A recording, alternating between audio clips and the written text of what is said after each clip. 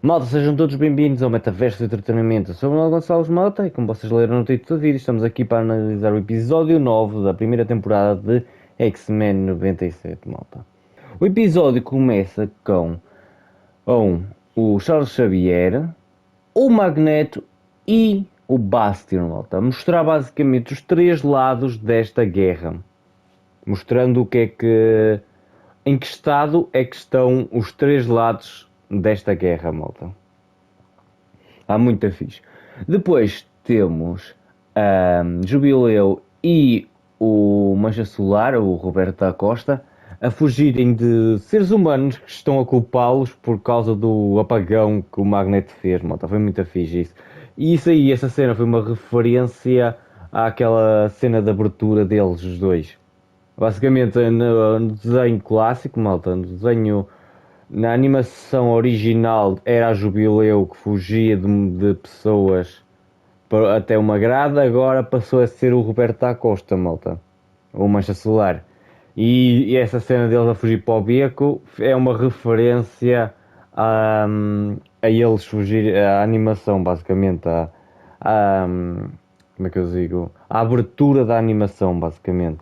Foi muito fixe. Também serviu para trazer para ele encontrar a Tempestade e o Forge, malta, que também foi muito fixe. A Tempestade a aparecer, foi muito fixe. Malta, uma coisa que eu gostei bastante no episódio foi que o Scott agora meio que ele não está a acreditar tanto vamos dizer, no sonho do Charles Xavier. Basicamente, para mim, o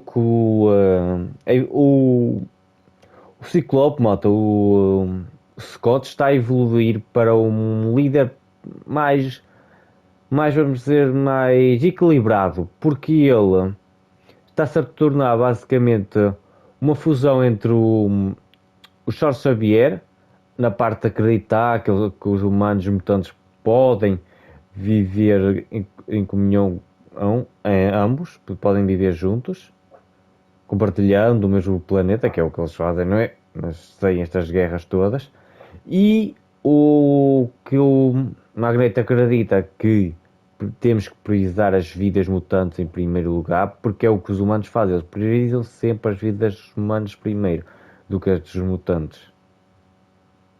Isso aí é bem interessante, porque aqui vemos uma dessas cenas que o Scott prioriza as vidas mutantes em primeiro lugar do que a dos humanos. Quando a equipa se divide em duas equipas, na equipa azul e na equipa dourada, vimos que a equipa dourada estava com problemas e o Scott ataca o professor Xavier para impedir que ele reverta o que o Magneto fez no último episódio, que foi aquele blackout que o Magneto criou.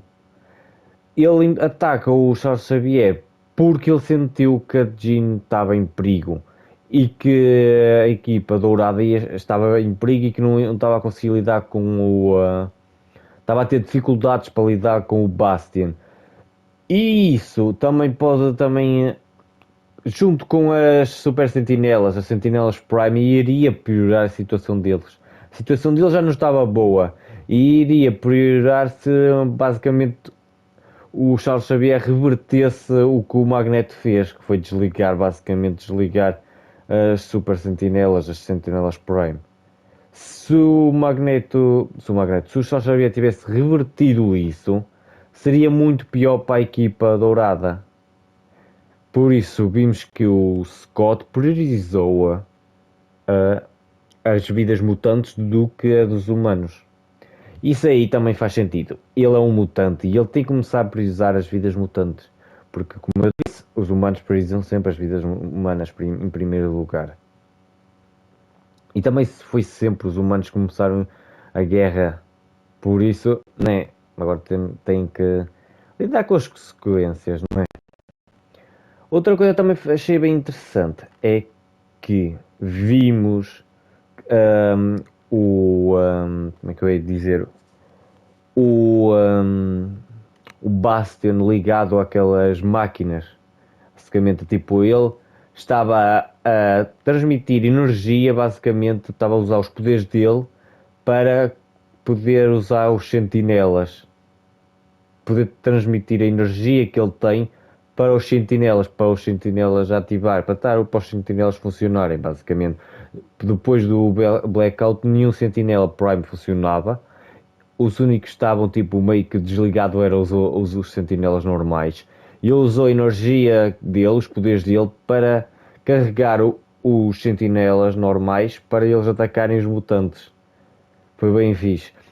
Eu gostei bastante, como eu estava a dizer, do Bastion estar ligado àquelas máquinas, porque nos quadrinhos há cenas assim, que ele está tipo assim a fazer previsões do futuro, ou a receber informações para fazer cálculos, para ver estatísticas, para prever ataques ou para planear novos ataques aos mutantes. Foi bem interessante essa parte. O Magneto aí também basicamente vamos dizer, a antiga escola do Charles Xavier meio destruída, não é? O Instituto Xavier que está todo destruído, e recrutar a Vampira e o Alberto Acosta. O Alberto Acosta eu não suspeitava que ele iria com ele, mas a Vampira já suspeitava que iria com ele. Depois do que ela tentou fazer no outro episódio, está descontrolado desde a morte do Gambit, malta. Eu já suspeitava que ela iria se juntar ao Magneto, malta. Isso aí era óbvio, basicamente, depois que ela fez no episódio, no ano anterior, no antepenúltimo episódio.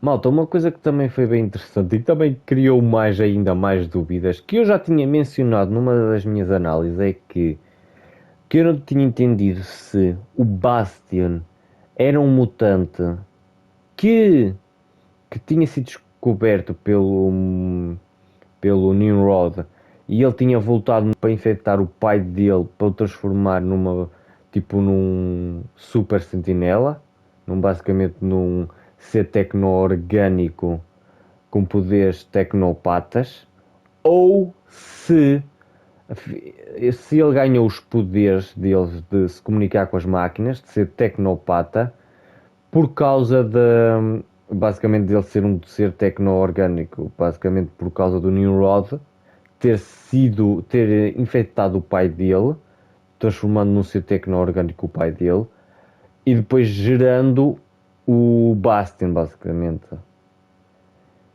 Eu fiquei com mais dúvidas neste episódio por causa que o Charles Xavier disse que o cérebro tinha detectado os poderes dele. E ele pensou que ele seria um mutante, e ele inclusive até foi tentar recrutá-lo, e a mãe dele, que não gostava de mutante, fechou a porta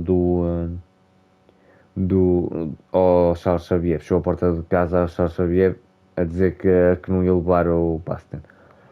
Aí ainda criou mais dúvidas, malta.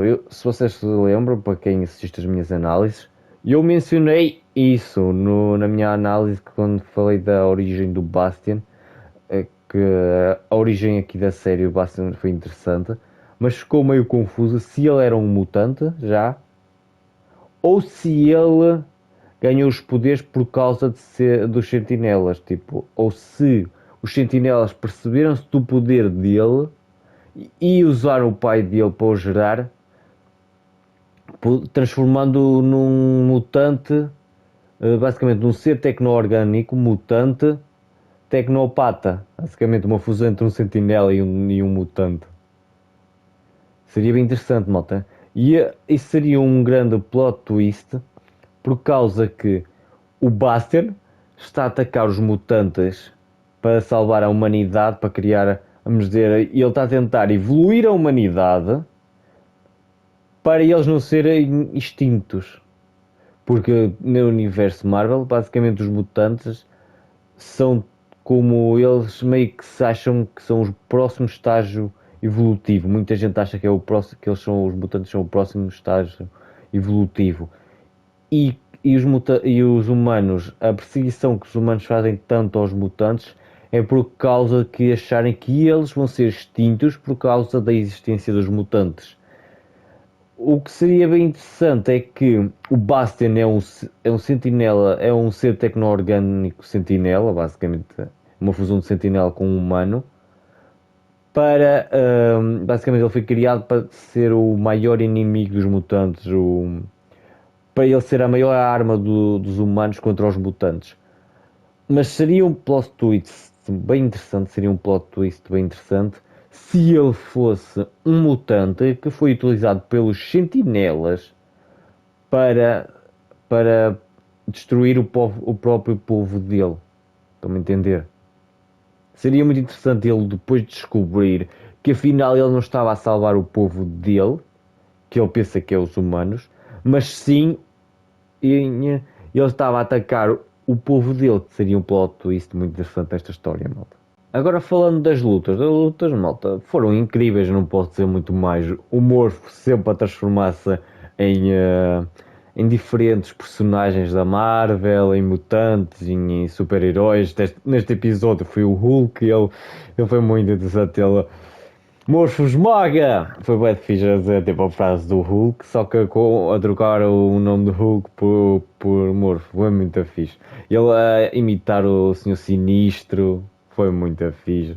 Só que o Bastian é muito esperto e viu logo o Senhor Sinistro é uma cobra e ele não iria se sacrificar ou iria correr perigo para proteger o Bastian. Meio que eles se aliaram basicamente a aliança dele é por benefício mútuo, a deles dois. Eles se uniram por benefício mútuo, beneficia aos dois. Não é porque eles são amigos ou por causa que eles acreditam nas mesmas coisas. É porque ambos têm a ganhar com a ajuda um do outro. É muito interessante isto, malta. Agora que falamos do Senhor Sinistro, vamos para a luta dele com a Jean. Vimos que ele tem poderes novos. Basicamente, o Senhor Sinistro, ele meio que ele nasceu como mutante. Ele usou basicamente a genética mutante para se tornar um mutante. Estão-me a entender, malta? Porque ele é meio que é um humano mutado. Estão-me a entender? Porque ele não nasceu com os genes mutantes, ele introduziu nele próprio genes mutantes para modificar-se. E ele, inclusive, continua a fazer isso ao longo dos anos. Inclusive, vimos que ele tem novos poderes. Vimos ele a lutar contra a Jean com novos poderes, foi bem interessante. Outra coisa também foi muito interessante é que ele, no fim das contas, neste episódio, conseguiu o que sempre quis, que foi controlar o filho da Jean e do Scott. Que não é o filho da Jean e do Scott, é o filho do Scott e da Madeline Prime, mas ela é o clone da Jean, não é? Vimos que ele conseguiu controlar o Cable, malta, que é o Nathan Summers, o filho do Scott e da Madeline. E agora ele está a usar o Cable para atacar a Jean. Está a usar o Cable contra a Jean. E o Scott sentiu isso, malta. Isto criou ainda mais umas confusões na mente do Scott, que já estava na luta dele. Ele estava concentrado na luta dele. E fez com que ele atacasse o Charles Xavier para impedir. Ele viu que a Jean já estava com problemas demais para tentar enfrentar o Nathan Summers. Não precisava mais das Sentinelas Primes para enfrentar. E foi por isso que ele também meio que atacou o Charles Xavier. Tentou priorizar a vida da Jean e do Nathan Summers, o Cable, malta. E dos outros mutantes também. Foi bem interessante isso, malta. Vimos que, tipo, basicamente este episódio deixou dois arcos, como as duas equipas estão divididas com dois inimigos diferentes, deixou dois arcos assim muito bons a ser trabalhados em cenas chaves, malta. Naquelas cenas mesmo que tu queres continuar a ver. Fizeram o corte perfeito no episódio, acabou o episódio perfeito naquelas coisas que dá-te mais vontade de ir querer ver os próximos episódios, que é o próximo, só temos mais um, que é o episódio final desta temporada, que deve ser muito incrível, que vai resolver estes dois arcos que eles estão a desenvolver ao longo das temporadas. Basicamente, temos a equipa dourada que vai ter que enfrentar o Senhor Sinistro e o Bastian, e agora também tem que enfrentar o Cable. A Jean vai ter que enfrentar o Cable e ajudá-lo a superar o controle do Senhor Sinistro, e ainda vai ter que enfrentar o Senhor Sinistro e o Bastian. Além disso, temos a equipa azul que está a enfrentar o Magneto e vimos que está uma confusão enorme.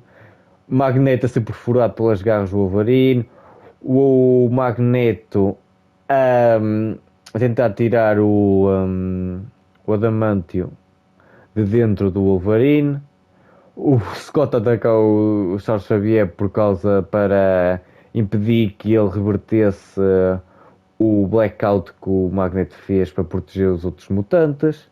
A Tempestade e o Forge lá no ar a enfrentar um monte de super sentinelas. Também tivemos o Morpho e o. Aí o. Como é que se chama? O Fera, porra, até estava a esquecer. O Fera McCall a enfrentar o Bastion, malta também. Tivemos eles dois e o resto da equipa tem que os ajudar também para ver se conseguem enfrentá-lo, malta. São muitos inimigos, muitas lutas ao mesmo tempo. Os episódios são cada vez melhor e eu não me canso de dizer isso, malta. Está muito incrível esta série. Malta, acho que não há muito mais a dizer. O vídeo fica por aqui. Não se esqueçam de deixar o like, subscrever o canal e ativar o sininho de notificações, malta. E deixem nos comentários a vossa opinião também. Obrigado por tudo. Foi!